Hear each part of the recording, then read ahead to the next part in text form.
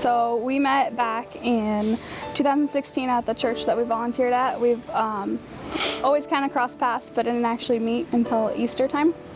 At Easter, our boss wanted to redo the children's ministry and paint it, and we were about the day before and didn't have two of the rooms done. So I went back to the church and I started to paint the circles, and I realized, we're not going to get done. I'm not getting done tonight if I don't have help.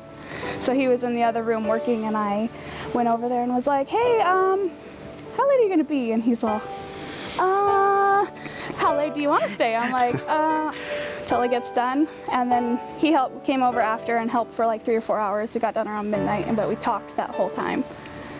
So. Yeah, but I try to find excuses to stick around.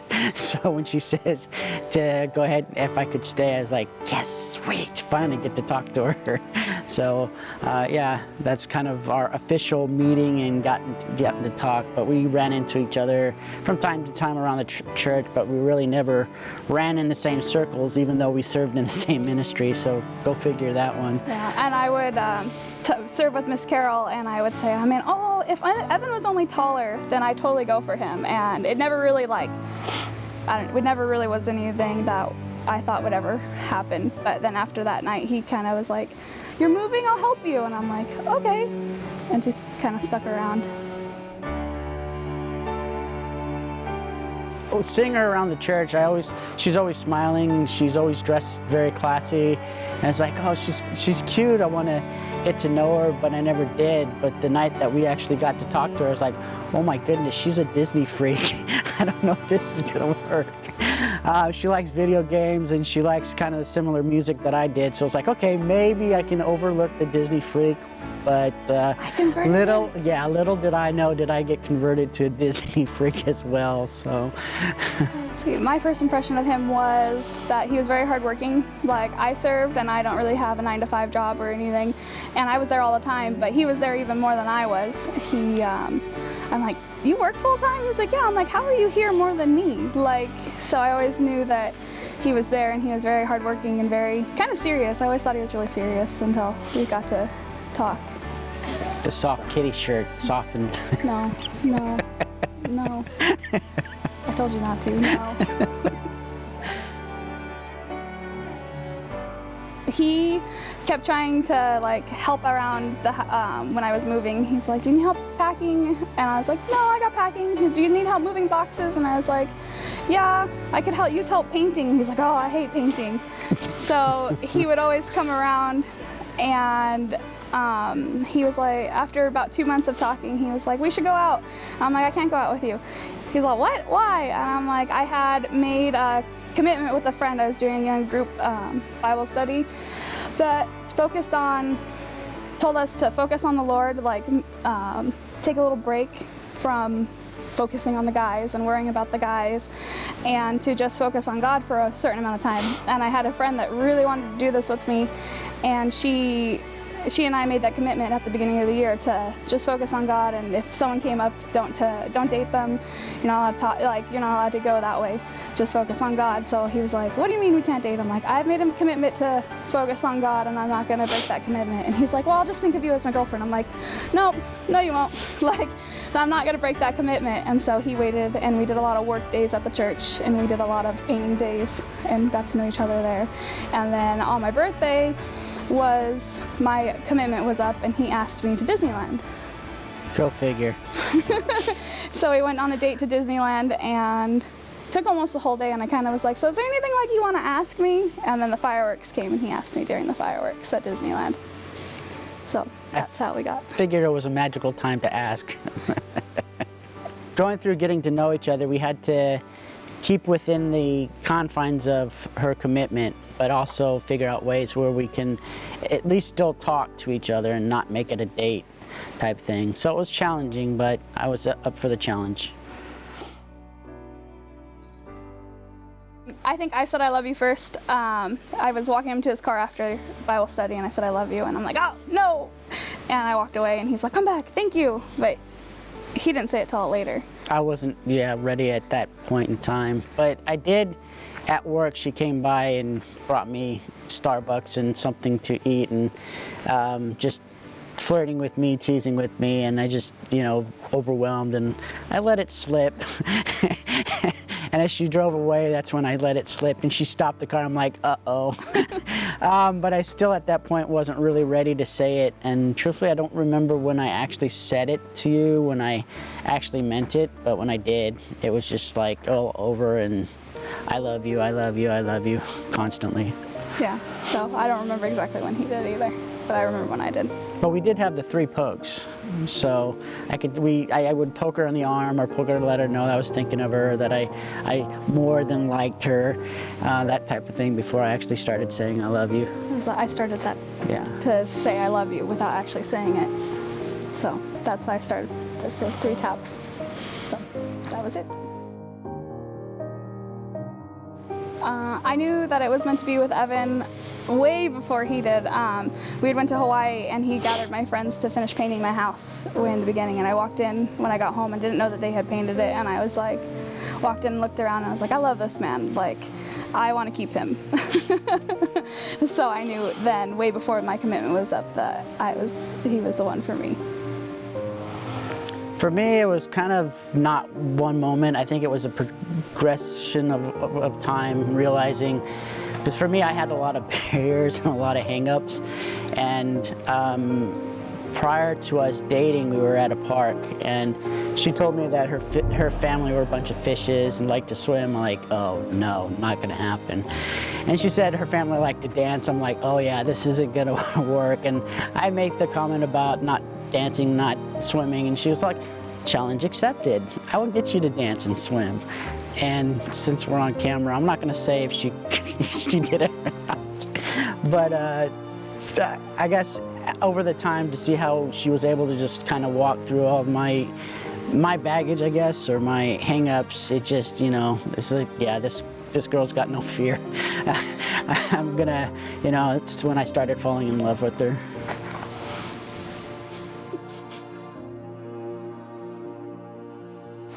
That was an interesting thing.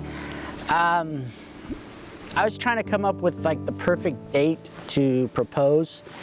And I really didn't have a game plan per se. And then I don't know what happened, it dawned on me that my birthday was coming up shortly. I was like, oh, I can use that to divert her attention elsewhere. So I called into the assistance of my mom to pester her about my birthday and when to go for dinner. All along, my mom was actually trying to probe her on the day to go out to lunch or to dinner. So in the meantime, I'm trying to develop a plan on how to propose and what to do. Needless to say, it didn't go according to plan, but I think it went really well. That whole week that I was planning for it, I could have sworn she knew I was going to plan.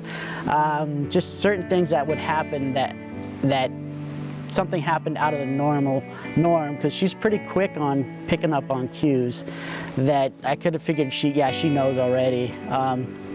One prime thing is I was driving home from work and got off work a little late, and she was supposed to be out of town, and I figured she'd already be back in town at her home, so I wouldn't see her on the drive home or anything like that. So I'm driving to a friend's house to pick up some stuff for the proposal, and I park at the intersection, and I look up, and she's at the other side of the intersection, and I'm like, well, maybe she won't see me. And as soon as I said that and thought that, I see her head cock, and it's like, oh yeah, she saw me. And normally I won't go that direction, so it's like, oh great, now what am I gonna say, what am I gonna do? So I kind of just passed it off as like, oh, I'm just picking up tools from a friend, yeah. So she goes, oh, okay. So I figured I was caught that, but no, I wasn't caught.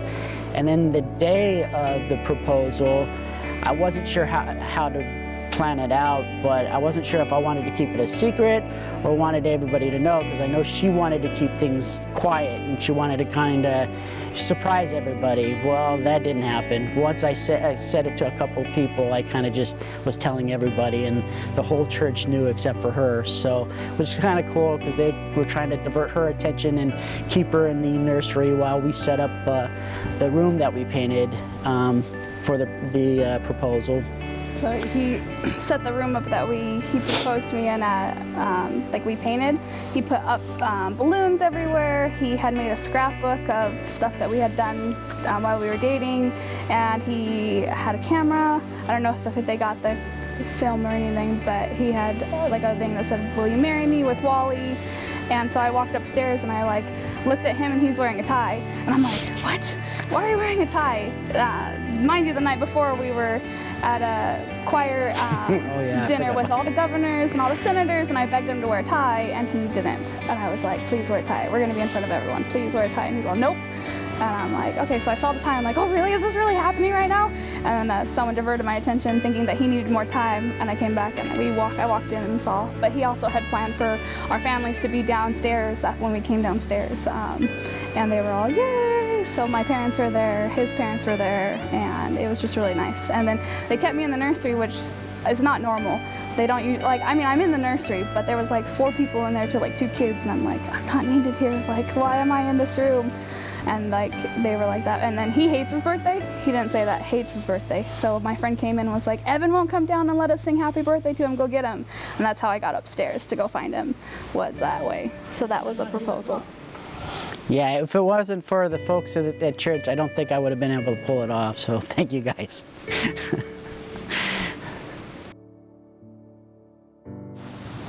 Hey Evan, thank you for putting up with all the stuff that I have to deal with, and being willing to go on adventures with me and try new things or do things that you said you would never do. I have prayed and prayed for someone exactly like you, and I am so grateful that God has given me you, and I love you so much. You are loyal, passionate, strong, and fearless, but still super kind and super loving, and you have a servant's heart, and I can't wait for our new adventure with you. I can't wait to go places and try new things and start a family with you. Chantey, I just want to first thank you for taking a chance on me, reaching out to me. You're more than a blessing than you would ever know. Still amazed that you just were able to walk through my hang-ups and my baggage and things like that. And you're such an amazing person. I love your caring heart and your kind of to the point type attitude, which I think that's part of the reasons why I fell in love with you. Willing to, call me on my BS. So Chantey, I just hope that I'm able to show you how much you mean to me every day of my life, and that every day I want you to fall in love with me. So I love you, sweetie, and thank you.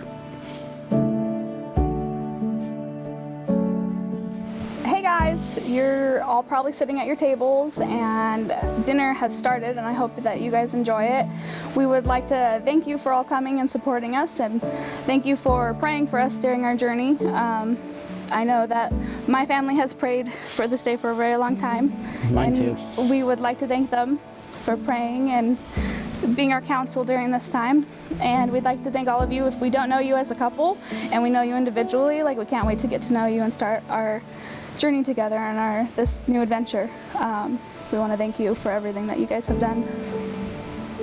Yeah, special thanks to Larry for the tuxedos and really helping us out with that. For the family and friends that are always asking, hey, what can we do? What can we do? Guys, we appreciate you a lot for just supporting us, just being with us, and praying for us, and just ask that you just keep supporting us, just as we, become a new couple, just, guide us and look out for us, and I thank you. Thank you to my parents and my brother, too. They helped put this day together and pay for some of it, and I thank you very much for all this stuff, and Evan's family for putting all the little things together that would have taken forever.